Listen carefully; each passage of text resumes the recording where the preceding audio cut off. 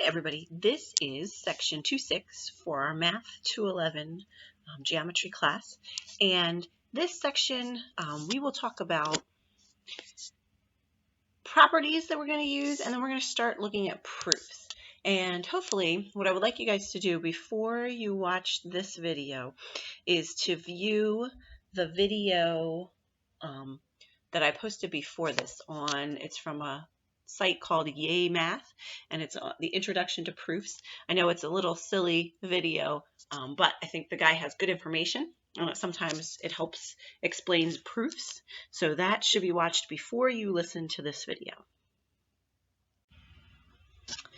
Okay, and this slide is just a review of some of our properties that we're going to use in proofs, just a few of them. The top four with the operations, the addition property, subtraction property, multiplication, and division. Those are all ones that we would use with algebraic proofs, and sometimes in our geometric proofs too, just depending on what we're trying to prove. Those should be pretty simple. With your addition property, what it's saying is if you have two sides of an equation that are equal to each other, and you add the same thing to both sides, then they remain equal. But you have to add the same thing to both sides. Subtraction property, again, if you have two sides, you start with two sides that are equal and you subtract the same thing from both sides, then the equation still remains equal. The multiplication property says if you have two sides that are equal and you multiply both sides by the same thing, then your equation should still be equal. And then with your division property, you can divide both sides by the same thing as long as that same number or that number is not 0, because we can't divide by 0.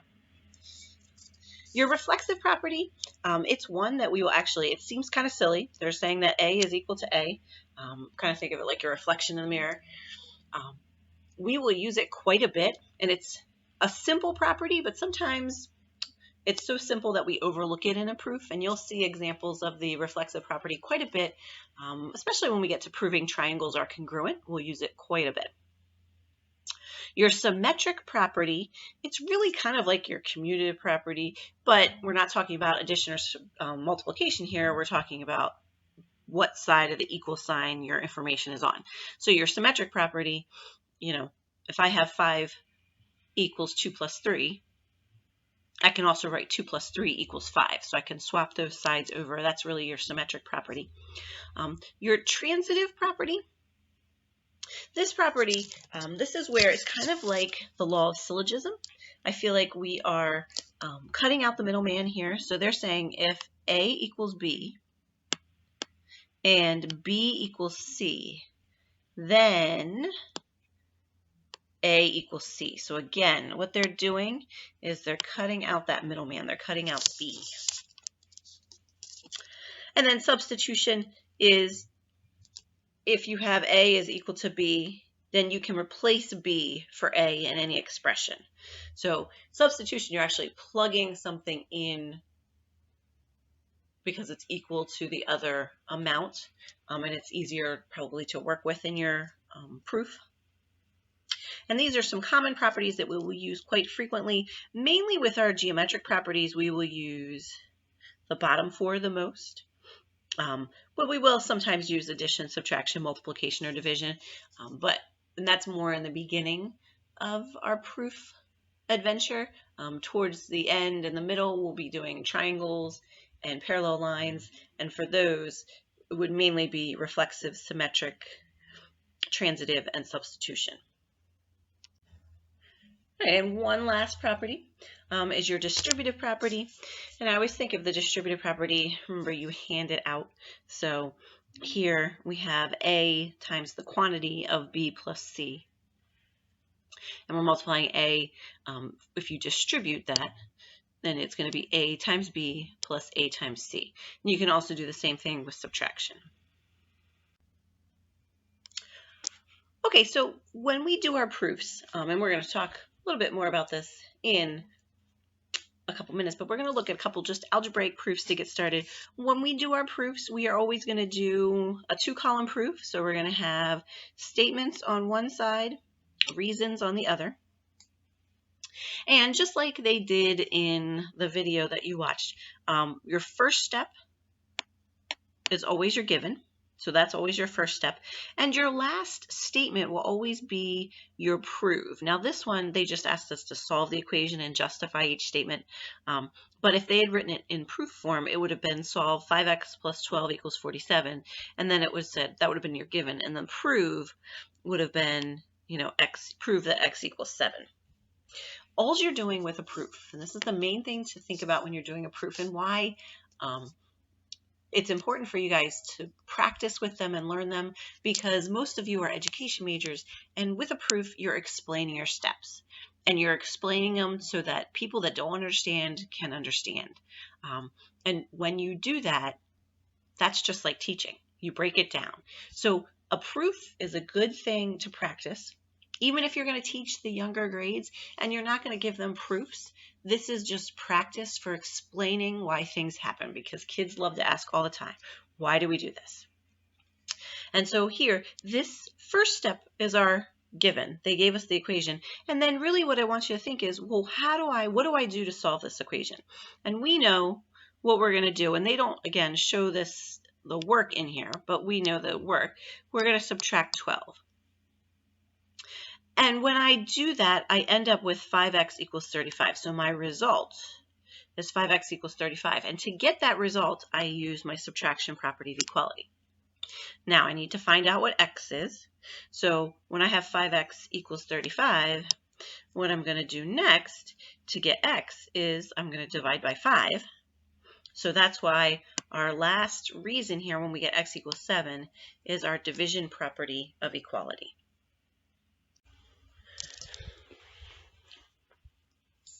Okay, and here again, we're just solving the problem, and they gave us the steps, and they want us to put the reasons in. So this would be a good time. Pause your video. See if you can figure out what they did to the equation to solve it, and then come back and check. And there is one error on here, and this shouldn't be a 20 right here. It should be 20... or not 20, but 2x. So really it should have a 2x there.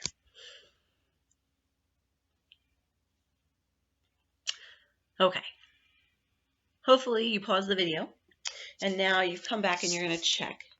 So our first line says 7x minus 10 times the quantity of 5 plus 3x equals 2x. And what they did to go from the first line to the second line is they used our distributive property.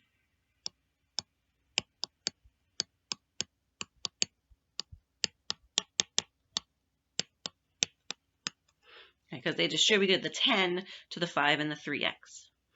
And then the next step, we go from 7x minus 50 minus 30x equals 2x to negative 23x minus 50 equals 2x.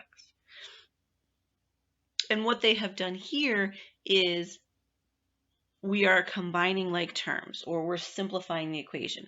We're not, even though we added 7 and negative 30x together, we didn't add it to both sides. So it's not your addition property here, but we combined like terms or simplified. So that isn't really a property that's listed on your paper, but it's what we did. We're describing what we did. Okay, now we are going from negative 23x minus 50 equals 2x to negative 50 equals 25x.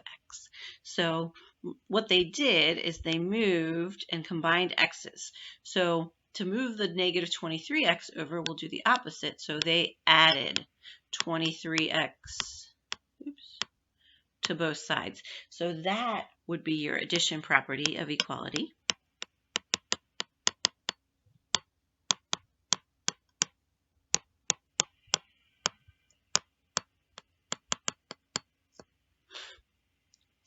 And then the last step, to go from negative 50 equals 25x to find x, we again did our division property. And again, right now it may seem hard, and it is, but the more proofs we do, the more you practice, the better you'll get. So don't stress over the proofs. Practice. Practice makes perfect.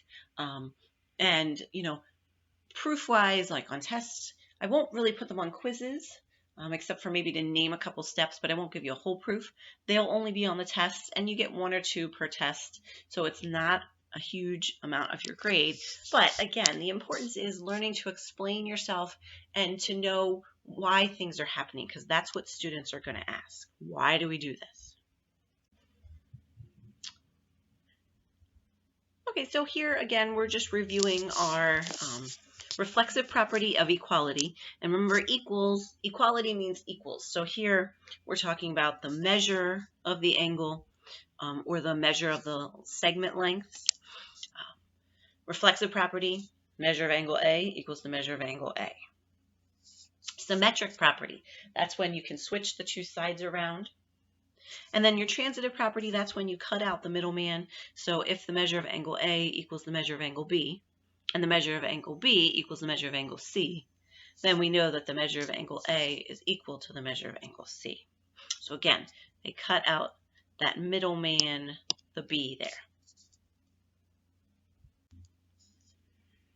All right, so here, these are kind of like, not proofs necessarily, but explaining your steps. So they start off and we have a given. So here we have CG is equal to MN. And then they want us to tell them, how did we get to the next step? So if we went from CG is equal to MN, what happened here? What property did they use to get to MN equals CG? And hopefully, remember from the past slide, that this is your symmetric property because they switched the 2 around. They didn't do anything else to it. So it is our symmetric property.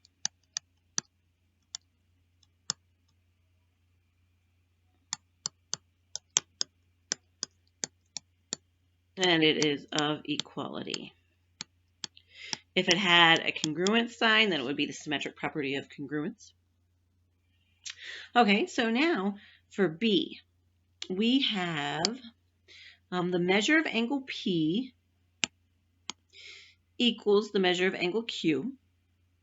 The measure of angle Q equals the measure of angle B. And then our final step where we have to prove it or tell what happened, we have the measure of angle P equals the measure of angle B. So if you take a look here, we go from P is equal to Q, Q is equal to B, and then they say, well, then P has to be equal to B. And again, with this one, notice P is equal to Q and B is equal to Q. So then the 2 are equal to each other, and that is going to be our transitive property of equality. Oops. Sorry, I'm not very good at writing on the screen. I promise I write better in real life. Okay, our last one. We have the measure of angle 1 plus the measure of angle 2 plus the measure of angle 3 equals 50 degrees.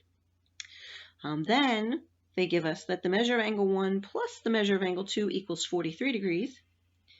And then they say for our last step that we have to prove, well, they're like, okay, well, 43 degrees plus the measure of angle 3 equals 50. So what property did we use there? We started off with the 3 angles added up equal 50. Then they told us that, well, 1 and 2 added together equals 43. So then, how did they change it? And really what they did is from this top equation, they took out the measure of angle 1 and 2 and they replaced it with 43 because we know that 1 plus 2 equals 43. So this would be your substitution property.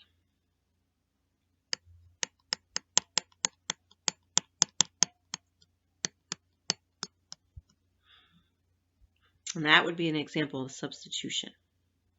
And I know on the video he says, oh, if you're not sure, put substitution in.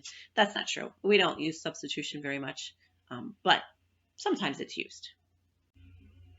Okay, and this, what I mentioned earlier, is there are lots of ways to write proofs, but we are going to, in our class, do the traditional 2-column proof. So we are always going to have On the left will be our statements. And then we'll draw a line. And then on the right will be the reasons. So the reasons is where you'll put either your definition, your postulate, your theorem, why we did the steps. The statements will be the work. And then remember, when you have a 2-column proof, we always start off, the given is always first.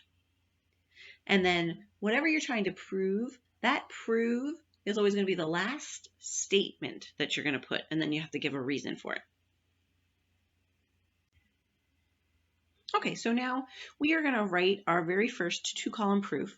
And again, doing it from scratch or from just a given and a proof can sometimes be very difficult. We're going to start off. I'm going to give you the reasons, or no, I'm going to give you the statements and you have to put in the reasons. But the main thing to do when you're doing a proof is look at your given.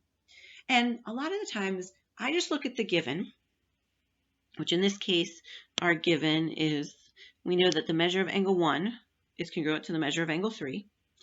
And they want us to prove that the measure of angle BAG is equal to the measure of angle EAC. So, what I'm going to do is I'm going to highlight those 2 angles. So BAG, this angle right here,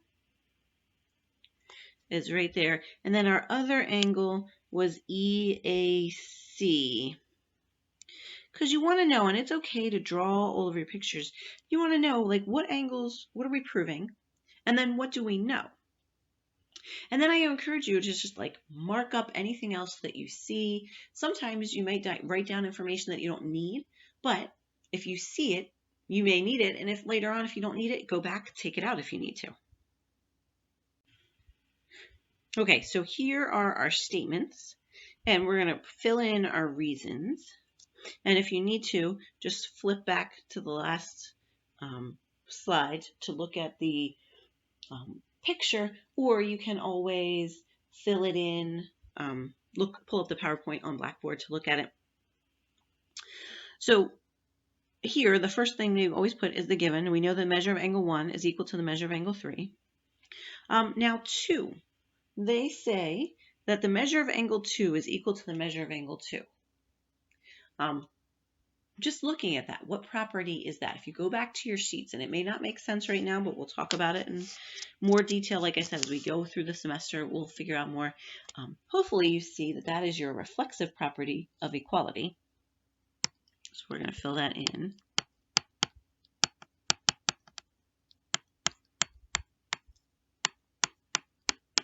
Fine. Next, I know that the measure of angle 1 plus the measure of angle 2 equals the measure of angle 3 plus the measure of angle 2. And I can look at that because I know the measure of angle 2, there's only one 2, is equal to itself. And I know that the measure of angle 1 is equal to 3. So that means here, what I'm doing different is I'm using my addition property. I'm saying, well, 1 is equal to 3, but if I add 2 to 1, it's going to be the same as if I add 2 to 3. So this will be our addition property of equality.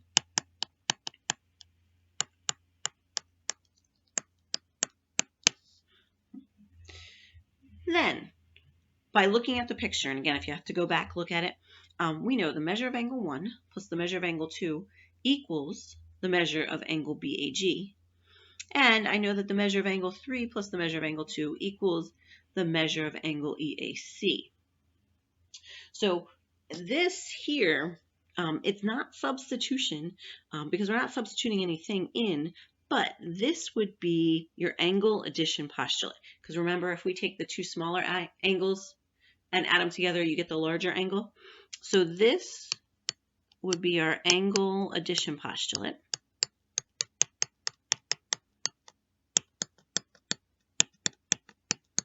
And again, you're probably like, I would have never figured that out. I don't know. This is why when you have your notebook, I said, put all your postulates together, all your definitions, all your theorems, because then you can go back and look at stuff. What does this look like? And also, the more problems we do, the more properties we talk about, the more problems you solve, you'll be like, oh, that is angle addition postulate, segment addition postulate. Like they will come to you a lot quicker because you're like, oh, I remember doing this. I remember seeing this. We've done this before. So the more we do, the better it gets, I promise. Now, the last thing is our prove. They wanted us to prove that the measure of angle BAG is equal to the measure of angle EAC.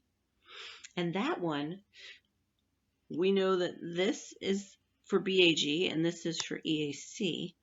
All we did for this one, and this one is one where we would use substitution.